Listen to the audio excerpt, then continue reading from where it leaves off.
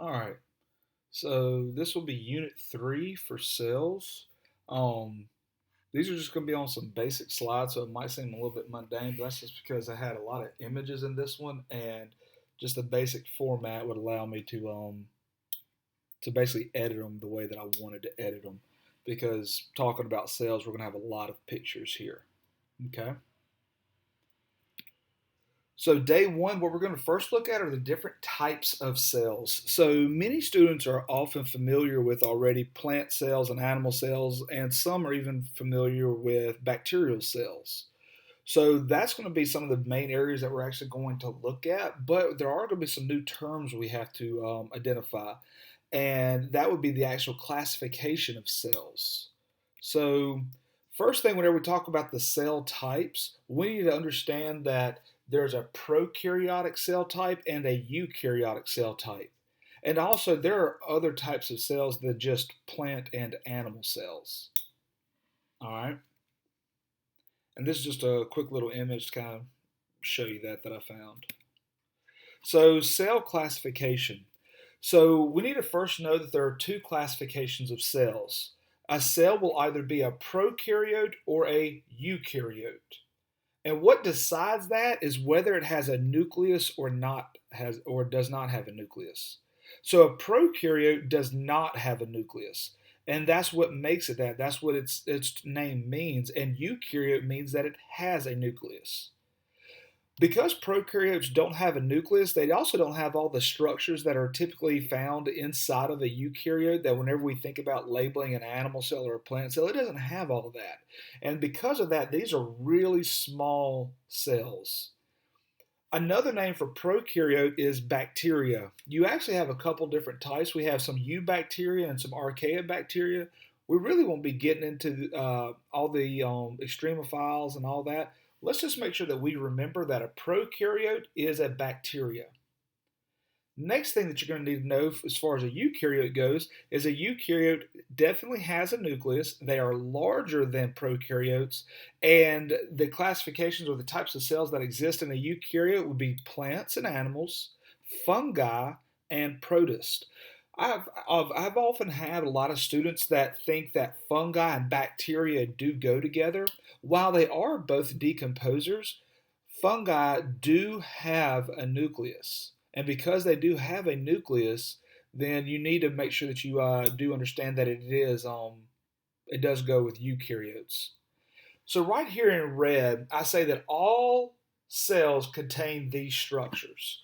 The reason why I started putting this on my slides is because I often found that questions would be asked, and I would ask whether I'm talking specifically about prokaryote versus eukaryote, or if I'm asking you to know the differences between plants and animals and fungi cells. If you know these four, that will really help out because I'll ask questions about what cells have in common or what are some similarities found in different types of cells. Well, if on that question you see one of these four choices, guess what? That's correct. So if I'm asking you what does a prokaryote and a eukaryote have in common, and one of the answer choices says cell membrane must be it because every type of cell has a cell membrane. Same thing with DNA. Now that doesn't say a nucleus, even though we typically find the DNA in the nucleus, but that's only with a eukaryote. In a prokaryote, it still has DNA. It just doesn't have a nucleus where it's found. In a slide coming up, we'll actually go over that. Everything's going to have ribosomes and everything's going to have cytoplasm. If you notice, cell wall is not on that list. Uh, Animal cells don't have cell walls and neither do protists. So we're going to be kind of talking about some of that, but this is a list that can really help you out. I could also turn that same question around, and instead of saying what does a prokaryote and a eukaryote have in common, I could say what is the difference between a prokaryote and a eukaryote. Well, the good thing about knowing this list is let's say one of the answer choices is ribosomes. Since if you can remember, and as long as you do remember that ribosomes are found in all cells, we would know in that situation ribosomes could not be the correct answer because ribosomes, these four answer choices, are all similarities and not differences. So this right here is a really helpful tool to help you navigate questions. And even if you're not 100% sure about your answers, this could help you at least maybe eliminate some answer choices. And that, of course, increases your chances of getting it correct. So let's look individually at a prokaryote. So this is an image, it's a pretty crude image, but it is an image of a prokaryote. And later on in the slides, I actually am going to ask you to label this, and in the class, I'll be asking you to label this, and we'll go over this constantly. Because so much of this unit is your ability to identify what type of cell it is, identify its structures. That's all the organelles. So kind of like right here, I have those 6 things labeled or diagrammed for you. They're not labeled for you. And then know what those structures do, so know the functions. That's like the big thing that you'll need to know about this unit. So this right here is a bacterial cell. I know this because there's no nucleus. If you look down here where number 3 is pointing to, that blue area, that is the DNA. That's the DNA strand. And it's really important to know that a bacterial cell, it has no nucleus, and the DNA strand is a singular strand, and it's circular. Now, I know this right here just kind of looks like a jumbled up mess of knotted up string, but once it gets ready to undergo cell division, it's actually going to stretch out, and it's actually going to be like a big hoop. It does have a cell wall. That would be what number 6 is down here. It has ribosomes. Now, it's important to make sure you know that you might see the term membrane-bound organelles. Whenever we talk about all the eukaryotes have membrane-bound organelles, which means that their organelles have their own membranes that cover them, kind of like a little sac that covers them. Ribosomes are the only organelles that don't have a membrane that's covering it. And so it does have ribosomes. Bacterial cells are heterotrophic. And how they're heterotrophic is they're getting food from outside sources. They're not making their own food like plants do, and they're a decomposer. They break down dead, decaying organisms. Okay? Eukaryotes. So plant cell is a type of eukaryote, so we're going to specifically look at it. So if you notice a plant cell, it does have a cell wall, so that would be a similarity between a plant cell and a bacterial cell. It has a chloroplast. Now that's actually very specific to the plant cell. That chloroplast is very specific to the plant cell. It has that large central vacuole. That's that big swimming pool. That's another specific defining characteristic for the plant cell. And it's autotrophic, just meaning that it's making its own food, and it's doing that because of the chloroplast here. The chloroplast undergoing photosynthesis. Fungi. Again, this is a eukaryote, so this is a mushroom. Remember, it does have a cell wall, but a fungi cell wall, like we learned about in Unit 2, is made up of chitin. This is heterotrophic, which means that it's getting its nutrients from outside sources.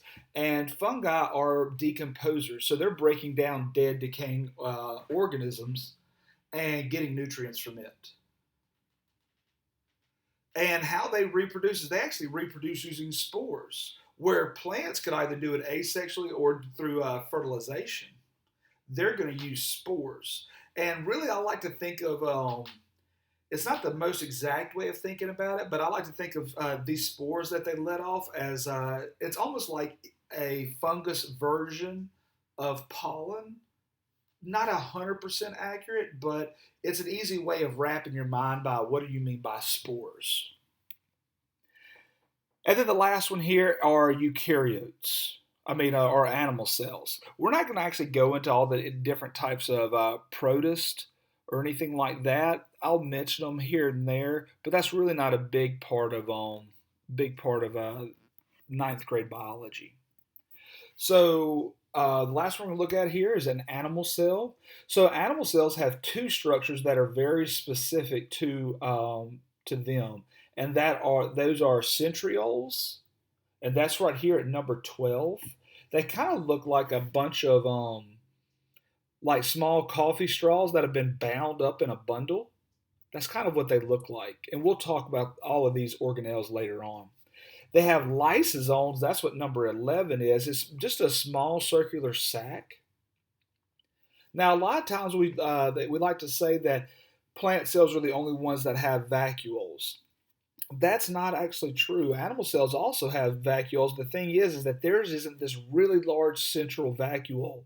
But I do want to go ahead and preface this by saying that you will never have to label an animal cell's vacuole sacs. Not in this class. The large central vacuole is going to be a defining characteristic for the plant cell. But I did want you to know that it does have vacuole sacs. That's just not a defining characteristic that we're going to be looking at in this course. They are heterotrophic. Now, they are heterotrophic, but they are, I didn't put the word here, but they are consumers, which means that they're going to be eating their food. They do not have a cell wall. The only thing they have on the outside is a cell membrane. So one of the things that you're going to have to be able to do here is you're going to have to be able to compare and contrast cells with each other. So that could either be a prokaryote with a eukaryote. Another common thing that I do is I'll sit there and take an animal cell and a plant cell. So some defining differences between a plant cell and an animal cell. Plant cells have a cell wall. Animal cells do not have a cell wall. Plant cells have a large central vacuole and chloroplast, whereas in animal cells, its two defining characteristics are the centrioles and the lysosomes.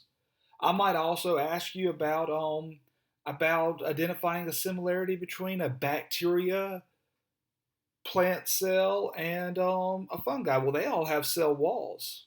And don't forget about those four common characteristics that all cells share that I had on one of the first slides.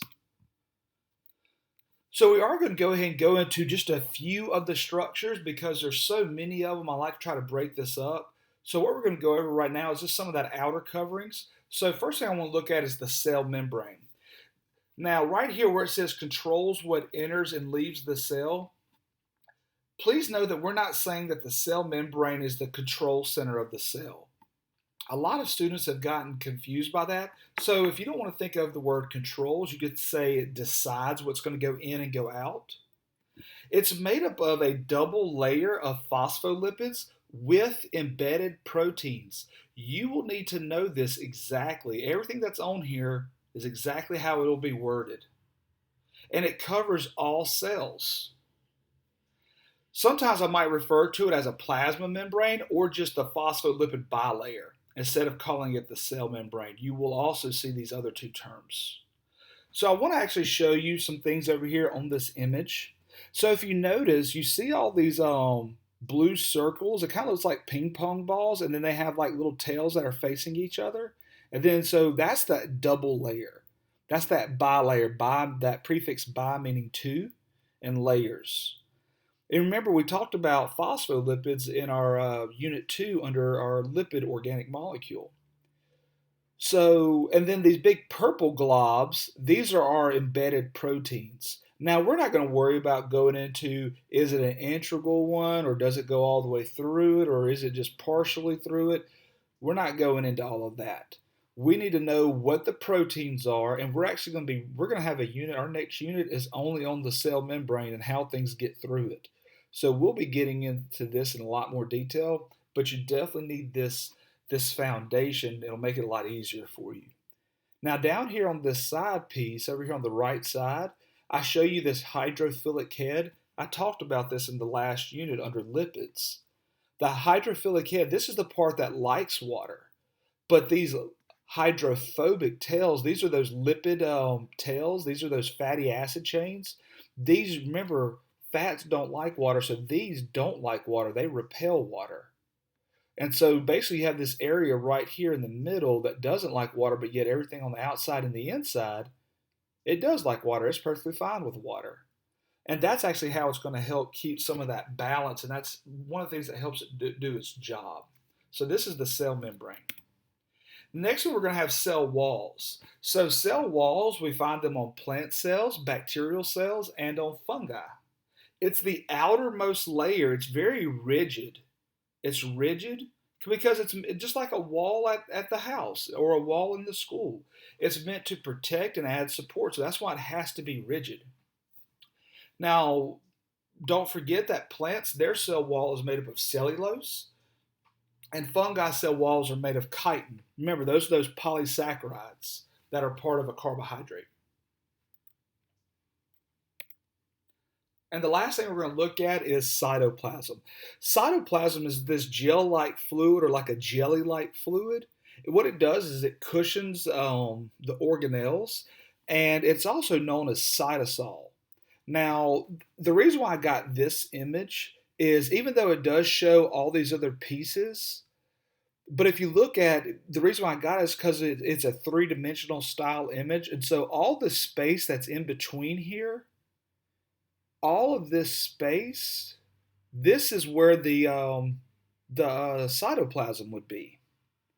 Now, a common mistake that students will make whenever they're identifying organelles is they will say that the chloroplast is the cytoplasm and vice versa. Cytoplasm, we're just talking about cyto meaning cell, plasm meaning basically that fluid. So if an arrow ever looks like it's pointing to nothing, just the middle of open space, that's what it's talking about. It's talking about the cytoplasm. All these wires and structures that you see that's connecting everything together, we're actually going to talk about that on our third day. That would be its skeleton, and we're going to talk about that later on. So I put this one on here a few years ago just to kind of show you some of those single-celled organelles and also to show you a virus. Take a second and see if you can figure out which ones or one is the virus.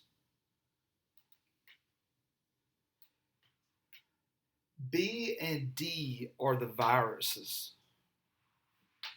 So A right here, you see these red pieces, those are red blood cells, and you see all these stringy things coming off of it? So those would be like its flagella and cilia. Well, this would be a bacterial cell. The blue would be a bacterial cell. B, this is a type of virus. Down here, see the one that looks like a footprint? You see how it has all these structures on the inside?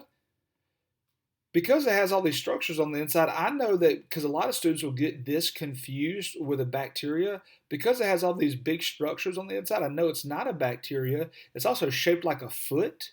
That tells me that it probably doesn't have a cell wall. This right here is actually a protist, it's a type of paramecium. It's just a single-celled organism.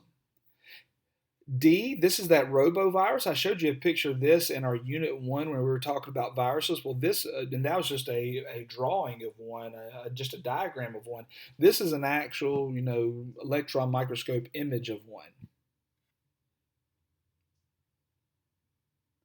And E here in the middle, this one that looks like a funny looking, I don't know, maybe like a Pegasus or something, if that was the head and these are the legs and this is the wings or something. Well, this dark circle here, that is the nucleus. This is an amoeba. This is also another type of protist. So protist is kind of like, it's a eukaryote, so it has a nucleus, and it's a single-celled organism, and it's kind of like the leftover pile. And that's where pretty much it just kind of gets classified as that. So day one review. What type of cell does not have a nucleus? That's a prokaryote.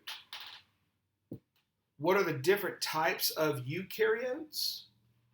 A eukaryote would be a plant, an animal cell, a fungi cell, and a protist. Which eukaryotes do not have a cell wall?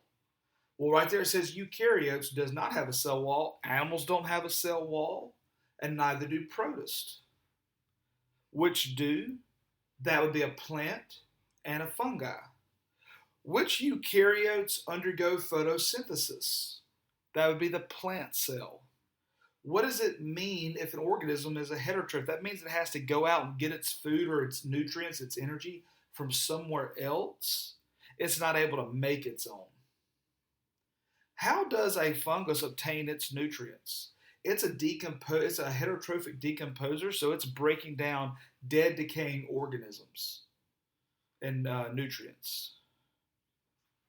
What are the four structures that all cells have in common? Cell membrane. They all have DNA or some type of genetic material.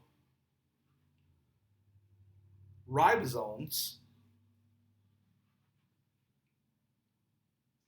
and cytoplasm. Had to think about it for a second. What are the differences between a plant and an animal cell? So a plant cell has the cell wall, the large central vacuole, and the chloroplast. An animal cell has the lysosomes and the centrioles. What's another name used for a prokaryote? Bacteria. Contrast prokaryotes and eukaryotes. So we'll mainly just look at prokaryotes real quick. And just to let you know, I do ask you each one of these questions in some way or another. Prokaryotes, they do not have a nucleus. That's the biggest one. They don't have a nucleus. They are much smaller. Their DNA is singular. They have a singular and circular DNA structure. And they have no other membrane. They have no membrane-bound organelles. The only organelle it has on the inside is a ribosome, and it does not have a membrane around it. Eukaryotes do have each of the things that we talked about, and their DNA is found in a nucleus, and it's not a singular circular DNA. They have many DNA strands and chromosomes and things of that nature. All right, so on these next few slides, what I have is I have the diagrams for each one, and this is how I actually like to end the class each day, is putting the diagram up, giving you a second to write, to see if you can diagram out the organelles. Eventually what you're going to need to be able to do is not just know the names of the organelles, but also know their functions. And as we go through the days, you'll start to learn their functions. On each slide after it, I have the answers, okay? So just take a second, pause it, write down these numbers, tell me what type of cell this is, and also see if you can label it. It might be difficult today because this is our first time going over it, but I am going to show you the answers in just a second on the next slide. So go ahead and pause it and see what you can do. Okay, I'm about to move on. So these are the answers. It's a bacterial cell, and each of these answers correspond with what you have on the other side. You can just pause it here and check yours if you need to. I did give you a little information about the DNA, just because a lot of people forget about this whole singular circular, being a singular circular stranded DNA strand. All right, moving on. All right, so here you go. Pause it, label it. I have the answers on the next slide. Just to let you know here, N is actually talking about the entire structure. I know it has that blue there. That's just how it formatted, but I wanted to make it definitely clear that I was talking about the whole structure. F is talking about this outside covering of the structure. And E is talking about these strands that you find inside of it.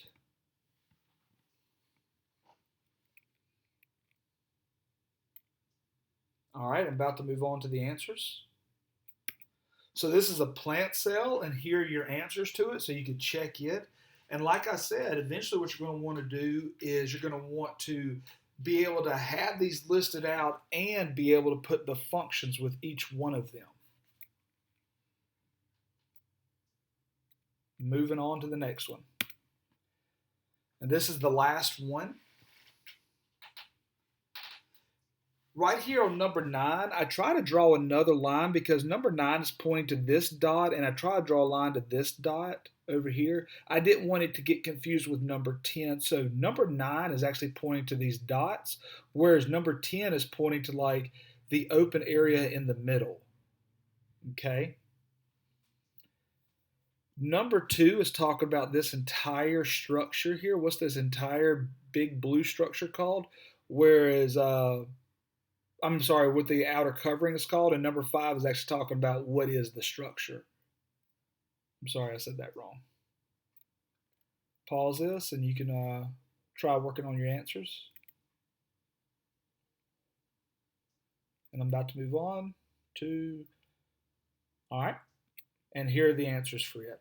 So that is all of day 1, and I'd like to end each class with with going through this. So on each video, you will see these same things at the very end of it, because I do like doing that, because this is a major area of this unit, is being able to do that, and it takes several days to really start to learn that and get comfortable with identifying those structures.